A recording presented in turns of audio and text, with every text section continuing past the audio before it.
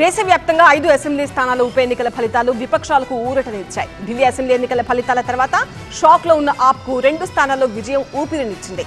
బెంగాల్లోని కాళీగంజ్ సీటును టీఎంసీ నిలబెట్టుకోగా గుజరాత్లోని కాడి సీటులో బీజేపీ అభ్యర్థి గెలిచారు.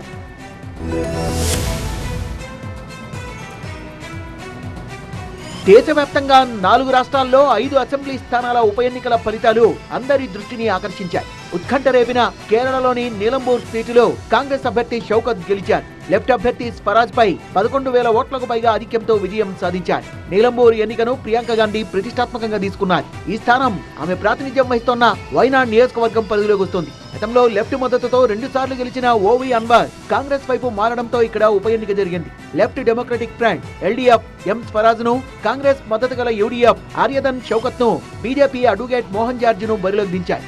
అత్యధికంగా 73.26% పోలింగ్ నమోదైంది. కేరళలో త్వరలో అసెంబ్లీ ఎన్నికలు జరుగుతున్న వేళ నీలంబూర్ ఫలితం అధికార లెఫ్ట్ ఫ్రంట్ కు షాక్ ఇచ్చింది. ఢిల్లీ అసెంబ్లీ ఎన్నికల ఫలితాల తర్వాత దెబ్బతిన్న ఆప్కు ఉప ఎన్నికల ఫలితాలు ఊపిరినందించాయి. గుజరాత్ లోని విసౌధర్ సీట్లో ఆప్ అభ్యర్థి గోపాల్ ఇటాలియా విజయం సాధించారు. 17,000 ఓట్ల మెజార్టీతో ఆయన విజయం సాధించారు. పంజాబ్ లోని లుధియానా వెస్ట్ సీటులో ఆప్ అభ్యర్థి సంజీవ్ అరోరా కూడా గెలిచారు. గుజరాత్ లో బీజేపీని ఓడించి ఆప్ చరిత్ర సృష్టించిందన్నారు కేజ్రీవాల్. गुजरात के अंदर टक्कर सीधे बीजेपी और आम आदमी की पार्टी के बीच में है। अभी भी 2 सीटों पे चुनाव हुए, 1 सीट बीजेपी जीती है, 1 सीट आम आदमी पार्टी जीती है।